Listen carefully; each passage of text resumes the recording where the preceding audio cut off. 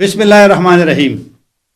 آج بات کریں گے بلوچستان کی صورتحال پہ اور بات کروں گا عامر رانا صاحب سے.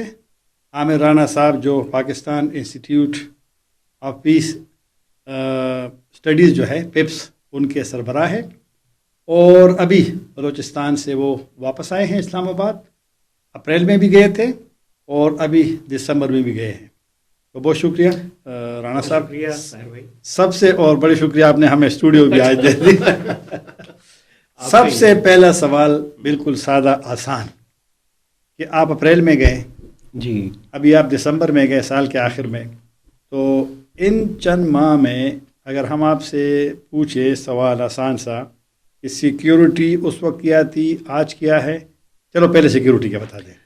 یہ طاہر بھائی آپ کہہ رہے ہیں آسان سوال, یہ بہت مشکل ہے لیکن بس وہ کیونکہ جب اپریل عوام کو تو کچھ بتانا ہے. جی اپریل میں گئے تھے تو تب حالات اتنے برے نہیں تھے, اور ابھی جو پچھلے کچھ ہفتے پہلے گئے تو بہت بدل گئے تھے. ٹھیک ہے. انٹرنیٹ بند تھا, جگہ جگہ کے اوپر سڑکیں جو ہیں وہ بلاک تھیں, اور بہت ساری جو عمارتیں ہیں سرکاری ان کے اوپر نیٹ ڈال دیے جال تاکہ گرنیڈ اٹیک ڈرونز سے بچ سکیں.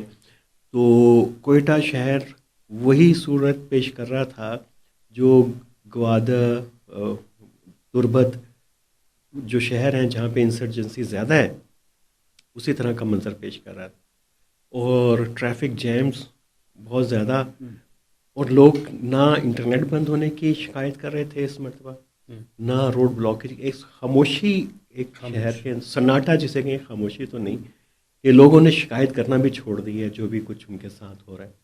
اور چونکہ سردی تھی شدید تو چونکہ ہم تو ہوٹلوں میں ٹھہرے ہوئے تھے, لیکن جو ہمارے دوست تھے یہ گیس کی لوڈ شیڈنگ, پھر بجلی کی لوڈ شیڈنگ, تو ایسے لگ رہا تھا کہ ہم بہت ہی کوئی پرانے زمانے میں واپس آ گئے ہیں جب نہ انٹرنیٹ ہوتا تھا, تھوڑی دیر کے لیے گیس ہے, تھوڑی دیر کے لیے بجلی ہے, اور انسیکیورٹی ہے.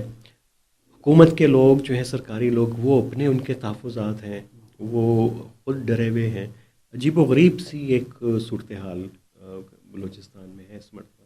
ٹھیک, تو آپ تو ملے ہوں گے لوگوں سے, سیاسی لیڈروں سے بھی ملے ہوں گے اور سول سوسائٹی ممکن ہے صحافیوں سے. جی بالکل. تو وہ کیا سوچتے ہیں کہ کیسے ہوا یہ, مطلب ان کی کیا رائے ہے؟ آپ ملے ہوں گے نا ان سے. جی بالکل, آپ نے خود ایک آبزرو کیا نا. بالکل, وہ صحافی تو آپ ظاہر ہے ہمارے کامن دوست ہیں, پریس کلب میں بھی پولیس کے جو لوگ ہیں دوست ہیں, گورنمنٹ میں لوگ ہیں, سیاستدان ہیں, لیکن کسی سے بھی آپ بات کر لیں وہ امید کی بات کم ہی لوگ کرتے ہیں.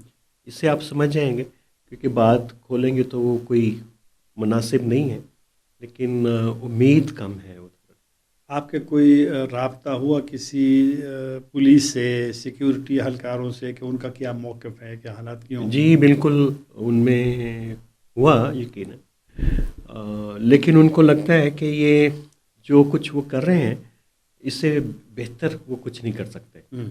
اور ایک جو سب سے امپورٹنٹ بات یہ ہے, وہ کہتے ہیں کہ جو کنیٹک میئرز ہیں وہ تو ہم لے رہے ہیں کہ دہشت گردی آپریشن وغیرہ جو بھی, ہاں کہتے ہیں یہ تو کبھی مسئلے کا حل نہیں ہے. مسئلے کا حل تو جو ہے وہ نان کنیٹک میئرز میں ہوتا ہے. جب وہ آپ نہیں لے رہے ہوتے تو ہمارے پر پریشر بڑھتا جاتا ہے, تو ہمیں زیادہ سے زیادہ اور پھر سختی کرنی پڑتی ہے کنیٹک میئرز لینے کے لیے. تو اگر آپ پرماننٹ حل چاہتے ہیں تو پھر تو آپ کو نان کنیٹک میئرز, آپ سمجھ رہے ہیں کہ بات چیت کی بات کر رہے ہیں, ڈائلاگ کی بات کر رہے ہیں, جب وہ مسنگ ہے تو سب سے زیادہ پریشر پھر پولیس والوں کے اوپر آئے گا, لا انفورسمنٹ ایجنسیز کے اوپر آئے گا. وہ ان کی کیپیسٹی ہے ایک اس کیپیسٹی سے زیادہ وہ ڈیلیور نہیں کر سکتے. تو اسٹیٹ کی جو پالیسی ہے, ظاہر بات ہے سیکورٹی معاملات اور یہ ساری چیزیں تو مرکز کے ساتھ ہے, اور پھر مرکز کا ایک رول ہے, اور بڑا اہم رول ہے پہ بلوچستان کے حوالے سے. تو اسٹیٹ کی پالیسی تو ڈفرینٹ ہے. وہ تو کہتے ہیں کہ ہم نے نہ بات کرنی ہے جو پاکستان ریاست کے خلاف لڑتے ہیں. تو یہ پھر کون سی چیز ہے, بات چیت کس سے ہے؟ بات چیت جو ہے وہ سب سے ہی, اس میں اب یہ وہ کہتے ہیں کہ بلوچ سے بھی یا عام بلوچ سے بھی بات کریں, ان کے سیاسی جماعتوں سے بھی بات کریں, جو بلوچ یکجہتی کمیٹی ہے اس سے بھی بات کریں، اگر ممکن ہو تو جو پہاڑوں پہ گئے ہوئے ہیں لوگ ان سے بھی بات کریں. ہر آدمی جو ہے وہ بات یہی کرتا ہے کہ جب تک آپ کوئی مکالمہ اور بات چیت کا عمل شروع نہیں کریں گے بلوچستان میں تب تک چیزیں تبدیل نہیں ہوں گی. تو میں نے کہا کہ ریاست نہیں کرتی بات، خاص کر گروپ سے تو بالکل ہی نہیں کرتی، تو پھر مطلب پھر کیا فیوچر آپ دیکھتے ہیں؟ باقی لوگوں سے تو کر سکتی ہے، باقی تو کر سکتی ہے لیکن مارنگ بلوچ بھی جیل میں ہے، تو وہ ان سے وہ نہیں کرتے. اختر مینگل نے استعفیٰ دی ہے پارلیمنٹ سے، تو پھر مطلب ہے کہ پولیٹیکل آپشن کوئی وہ مالک بلوچ سے بھی نہیں کرتے جو ہر وقت تیار ہیں بات کرنے کے لیے، اور بہت سارے ایکٹرز ہیں مذہبی جماعتیں ہیں وہ بات کرنے کے لیے تیار ہیں، ان سے بھی بات نہیں کرتے. تو وہ ریاست اپنے آپ کو شو کر رہی ہے کہ وہ ہارڈ اسٹیٹ بن گئی ہے اور یہ کنیٹنگ میئر سے کر لیں گے چیزیں. میرا نہیں خیال اس سے معاملات جو ہیں وہ مزید خراب ہوں گے. الٹیمیٹلی جو ایک کنسنسس ہے بلوچستان میں، ریاست کو ڈائلاگ کی طرف تو آنا ہی آنا ہے. جلدی آ جائے گی تو زیادہ اچھا ہے، اگر تاخیر کرے گی تو اس کا نقصان بہت ہے. تو بلوچستان حکومت میں کسی سے آپ کی ملاقات ہوئی ہے، کسی سے بھی، منسٹر سے، کسی آفیشل سے، تو وہ کیا کہتے ہیں؟ یہ جو آپ کہتے ہیں کہ جی آپشن مذاکرات اور یہ بات چیت اور یہ، تو وہ لوگ کیا کہتے ہیں؟ وہ تو اس وقت جن لوگوں کی حکومت ہے ان کو آپ اچھی طرح جانتے ہیں پہچانتے ہیں، آپ کے بھی رابطے میں رہے، ادھر اسلام آباد میں منسٹر ادھر بھی رہے ہیں وہ، تو ان کی تو وہ چاندی ہے اس وقت کانفلکٹ کے اندر، ان کا انٹرسٹ ہے، اور جتنا کانفلکٹ پھیلے گا تو ان کا تو اقتدار بھی، ان کے بینیفٹ بھی وہ زیادہ پرولونگ کریں گے، اور ان کو یہ لگتا ہے جی کہ یہ چیزیں ڈیلیور کر رہی ہیں. لیکن ان کو تو لگ رہا ہے ڈیلیور کر رہی ہیں، لیکن پریشر پولیس کے اوپر ہے، لا انفورسمنٹ ایجنسیز کے اوپر ہے. وہ کہہ رہے ہیں کہ ہماری ایک کیپیسٹی ہے، ابھی تک ہم کر رہے ہیں، لیکن ایک خاص لمٹ کے تک ہی ہم ڈیلیور کر سکتے ہیں، اس سے زیادہ نہیں کر سکتے. ٹھیک ہے. اچھا ایک بات مجھے نہیں پتا کہ وہ مناسب ہوگا نہیں ہوگا، وہ بات مناسب ہوگی نہیں ہوگی، لیکن جو بلوچستان کا تھوڑا سا ایک پکچر ہے، آپ تو کہ آتے جاتے ہیں اس لیے آپ سے یہ سوال پوچھ رہا ہوں کہ وہاں جو پشتون نیشنلزم ہے، اچکزئی صاحب ہے، کاکڑ کا بیٹا ہے عثمان کاکڑ کا، اور ANP بھی ہے وہاں پہ. تو جو پشتون نیشنلسٹ ہے، یہ آپ ان سے ملنے ہیں وہاں نہیں ملے؟ بلوچستان کے جو پشتون جی ہے خوشحال سے ہوئی، خوشحال سے ہوئی. یہ لوگ کیا سوچتے ہیں؟ کیونکہ لگتا ہے کہ بس یہ مسئلہ صرف بلوچ کا ہے. نہیں پشتونز کا بھی ہے، لیکن ان کے تھوڑے سے ایشوز ڈفرینٹ ہیں. ان کا افغانستان کے ساتھ بھی ہے، چونکہ پشتون آبادی وہ بارڈر کے قریب ہے جو افغانستان کے ساتھ لگتا ہے، ان کا ٹریڈ کے اوپر بھی سٹیک ہے. پھر ایک جو افغان ریفیوجیز کے ایشوز کے اوپر بھی ان کا سٹیک ہے. تو وہ اس کے علاوہ باقی معاملات میں خاصی مماثلت ہے ان کی.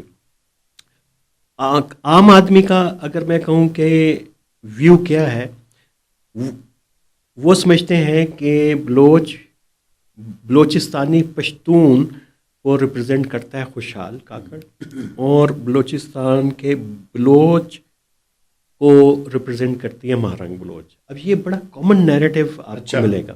تو پھر اچکزئی صاحب پشتون وہ سے نکلتے ہیں؟ تو اچکزئی صاحب کی پوزیشن جو ہے وہ خاصی وہ وہاں پہ کوئی اتنی زیادہ اسٹرانگ نہیں ہے. ادھر نوجوانوں میں بھی آپ کو زیادہ معلوم ہوگا، وہاں پہ جو پشتون طلباء ہیں، جو نوجوان ہیں، وہ خوشحال سے زیادہ. اب دو سمبل کے طور ان دونوں کو جو ہے لوگ جو ہے اپنا صحیح نمائندہ سمجھ رہے ہیں.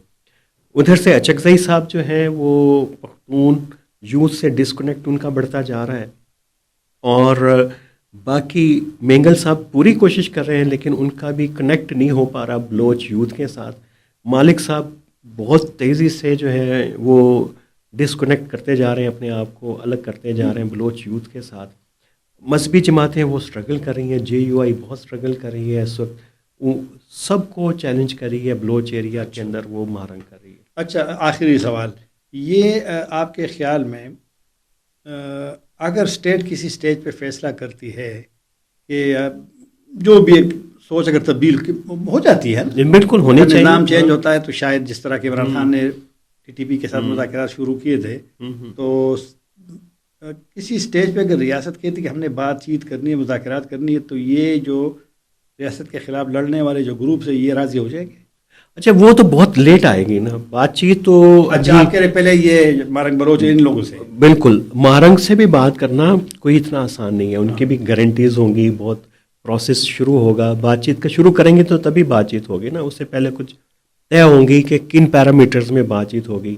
یہ تو نہیں ہے کہ مارنگ کو آپ جیل میں جا کے ملیں گے یا مارنگ کو لا کے بٹھا دیں گے اور بات شروع ہو جائے گی. کوئی کانفیڈنس بلڈنگ میئرز کرنے ہوں گے اس سے پہلے بھی. تو ابھی بھی میرا خیال ہے کہ جن لوگوں سے بات ہو سکتی ہے وہ اب مہرنگ ہے، وہ لیجیٹیمیٹ ریپرزنٹیٹیو ہے بلوچ یوتھ کی، نئے بلوچ سماج کی. اس میں مینگل صاحب بھی جو ہیں وہ نہیں ہیں، مالک صاحب بھی اپنی مقبولیت اور ڈسکنیکٹ کر چکے ہوئے ہیں. کیوں وہ ارریلیونٹ ہوتے جا رہے ہیں؟ ارریلیونٹ ہوتے جا رہے ہیں کیونکہ عام بلوچ کو، نوجوان کو لگتا ہے کہ انہوں نے ہمیشہ وفاق کی پالیٹکس کی ہے. بے شک انہوں نے ریزائن کیے ہیں کئی مرتبہ، اچھے نکات بھی لے کے آئے مینگل صاحب، لیکن الٹیمیٹلی ان کو اپنا سرداری جو ہے نظام عزیز ہے. ایک بڑی امپورٹنٹ بات یہ ہے کہ عام بلوچ جو ہے وہ سردار کو ایکویٹ کرتا ہے ریاست کے ساتھ. مینگل صاحب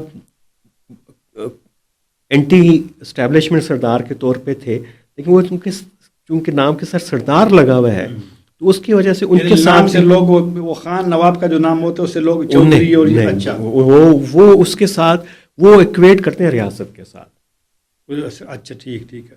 وہ وہاں پہ کہا جاتا ہے کہ 3 سردار تھے جو ہمارے، ایک تو مری صاحب، بگٹی صاحب اور بڑے مینگل صاحب. لیکن اب اختر مینگل کی پالیٹکس سے لوگوں کو بہت زیادہ اختلاف ہے ادھر. آخری سوال اگر دوبارہ میں کہوں تو مارنگ بلوچ جو ہے وہ کیسے اتنی جلدی ایک پہ پہنچ گئی، ایک بڑے لیول پہ پہنچ گئی، اور کیا اس کا جیل میں رکھنا ریاست کے لیے، بلوچستان کے لیے، فیصلہ سازوں کے لیے وہ ایک اچھا ہے یا ان کا باہر رہنا؟ لیکن باہر رہتی تو لوگوں کے جذبات جو ہیں وہ ان کی ریفلیکشن آتی رہتی. جب جیل میں ہے تو میں نے آپ کو کوئٹہ کی مثال دی کہ سناٹا ہے اس وقت، تو لوگ بات بھی کرنا چھوڑ گئے ہیں. اور اس سناٹے کا مطلب آپ پوچھنا چاہتے ہیں تو ان کو نا امیدی، مایوسی بہت بڑھ گئی ہوئی ہے. تو وہ ایک بڑا امپورٹنٹ فیکٹر ہے. تو باقی بات چیت تو کرنی پڑے گی کبھی نہ کبھی. جلدی کریں گے تو سب لوگ مشورہ بلوچستان میں یہ دیتے ہیں کہ جتنی جلدی کر لیں تو اتنا ہی بہتر ہے. عامر رانا، آپ کا بہت شکریہ. عامر رانا صاحب پیپس کے سربراہ تھے، بلوچستان سے آئے تھے، ہم ان سے بات کر رہے تھے. طاہر خان اجازت چاہے گا. اللہ حافظ.